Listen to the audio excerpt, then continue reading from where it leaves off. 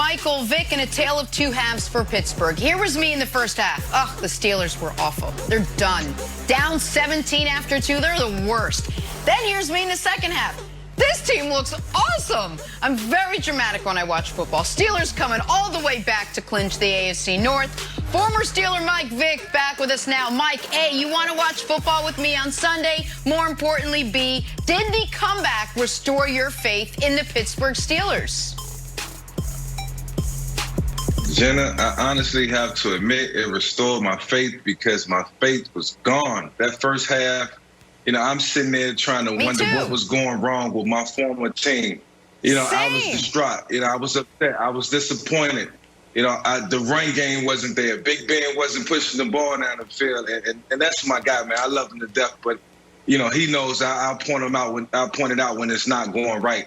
And for them to find themselves in the second half, to put it all together, to beat a team like the Colts, is going to do wonders for them going into the playoffs. I said yesterday they just needed some positives to take into the postseason, and I felt like yesterday, was a prime example of what they could do potentially. This team was 10-0 before everything came to an abrupt, ending in terms of, them winning. But this team has enough talent, regardless of the players that's out, regardless of who's out there on the field. They have enough talent to win and compete, against the Buffalo Bills and the Kansas City Chiefs. And I just wanted them to show that they still had something left in the tank and that they weren't tanking. So, it restored my faith. I'm happy for my old squad. And, man, they got to continue to pick it up, and they got to take this momentum into the postseason.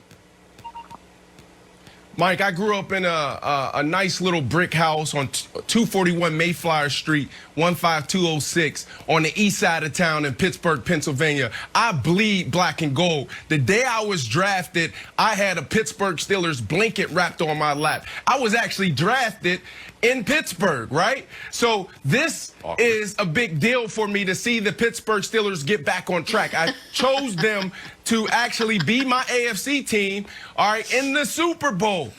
But the reality is this game was more about the Colts and less about the Pittsburgh Steelers. And I'm sorry, but I have to be honest, and I'm going to get a lot of text messages, a lot of calls from my friends and family in Pittsburgh. Here's the issue. On offense, they went into 4-minute mode at the end of the second quarter. They were up 24-7, and they went into preservation mode. That's the worst thing you can do against a team that is hungry, scratching and clawing like the Pittsburgh Steelers. On the defensive side, they had so many penalties at the wrong time. Holding calls, defensive pass interferences, and then they also gave up the big play. That's why they lost. They imploded. They had everything they needed to get the job done. This was more about the Colts and less about the Steelers. They have real issues in Pittsburgh, and they need to address them before playoff time happens. They only have a week to get it done. Well, if they were going into 4-minute mode and trying to preserve the win, the best thing they could have done is put in Jacoby Brissett.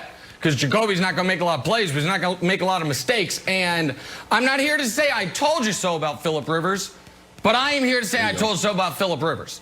Listen, man, Phillip Rivers is what he is. I don't get it. Great stats. You look at the end of his career, and you're going to say, oh, my God, look at those numbers. And then you're going to look at the playoff resume, and you're going to say, oh, my God, look at those numbers. Listen, and this, by the way, for the Colts, playoffs around the corner, Phillip Rivers is going to start giving the ball away. So for the Steelers, this is a massive win because it gives them a bye. You might say, Nick, the Chiefs locked up the 1 seed. Yeah, they did. But the Steelers now can give themselves a bye in Week 17. By the way, Vegas thinks they're going to do it. They're 7-point underdogs in Week 17. Vegas thinks they're going to rest Big Ben. I do, too.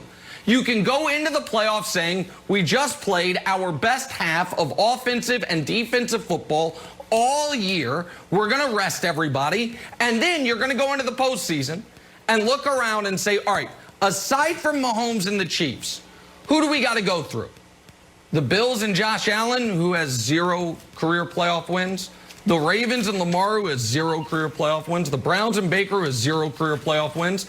The Dolphins with the Fitzpatrick-Tua combo, 0 career playoff wins. The Titans, maybe the Titans aren't locked in yet with Ryan Tannehill with his 2 career playoff wins last season, and then the Colts, who are probably now going to miss the postseason. So if you're a Steelers fan, you got to feel like you just saved your season.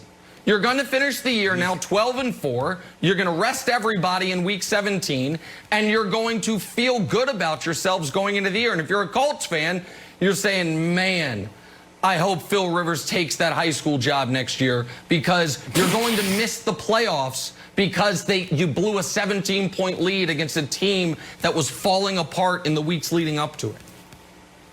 Okay, here's my take. This reminds me of, this happens about once a year, when a guy, and it's always a guy, falls into a zoo enclosure, like he falls in with the lions, and then he escapes, and I'm like, oh, thank goodness, and it's a big celebration of escape. Like, hey, celebrate the fact that you're out, but we got some real questions of how you put yourself in this spot that deserves no celebration at all, deserves a stern look and a furrowed brow. So, Mike, those questions are this. Why are we always down? Why are we down 17 points? And the other thing, when we talk about balanced attack, why do we refuse to run the ball? They had 5 yards starting the fourth quarter. 5 yards. So the fact that they're this committed to Big Ben airing it out, willing to fall behind games, look for miracles, look for Phillip Rivers interceptions, and then just a refusal to run the game. They ended the game with 20 rushing yards. The lack of a balanced attack is very worrisome for me. Yeah, well, I think when they look at themselves on tape and the things that they do well versus the things that they don't, you know, it's there. It's evident. We don't run the football well, but regardless of what, you still have to continue to attempt to run the football to neutralize the defense. They just don't do it well. They don't have the personnel to do it. James Conner hasn't stepped up. He's not hitting the holes. I think, you know, when they had a guy like Le'Veon Bell, the offensive line might not have been, you know, the most healthiest or at his peak. But Le'Veon found a way to make things work. And if they don't have that type of back, then the rushing yards are not going to be generated. So what do? They lean on Big Ben, lean on the guy who's the magic man for the franchise, who's been that way and for a long time. And I would too. So if it takes for Big Ben to have to throw it 40 to 50 times, you know, throughout the pro season, then so be it. You know, you are what you are. All right, let's move on. You guys see this yesterday in Vegas? Ryan Fitzpatrick coming on in relief of Tua did the most Fitzy thing imaginable. The no-look because I nearly got my head pulled off pass to the Dolphins, get him in position to win the game. One of the most amazing finishes I've ever seen. Coming in on Twitter. I know I'm late, but the best no-look pass of all time. Mike Vick, was Fitzy's no-look pass luck or skill? Yeah, that was skill right there. You know why I say that? Because my man Ryan Fitzpatrick knew where he was going with the ball. In the post-game press conference, he called it out. He knew the coverage. He knew what the coverage was. You know, he knew where he was going. You know, it just so happened that he had a big white glove in his face, but he still had the wherewithal to make the throw. Look, I saw this dude practice this over and over and over again in practice. In Florham Park playing for the Jets. There were so many times where I'd be in the end zone wide open, the ball just goes over my head. I'm like, what is he doing? And I look on film, and this dude is throwing a no-look pass. And he said, this is my thing. I didn't understand it. But the answer, Jenna, is this neither. Is my thing. Right? The reason why it's neither, it's because it's Fitz magic. It's not luck or skill. This is Fitz magic. This is why Coach Brian Flores should really be considering playing this guy going into the playoffs. It ain't no Fitz magic.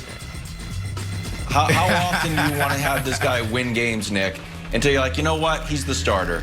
I know we're trying to balance out our future, but we're in the playoffs now. Enough with starting Tua. Let's just put Fitz magic in. Oh, my God. What do you mean, oh, my God? He's winning games? Go ahead. Why are you, oh, my God? I feel like I'm in a crazy house. I understand. I get it.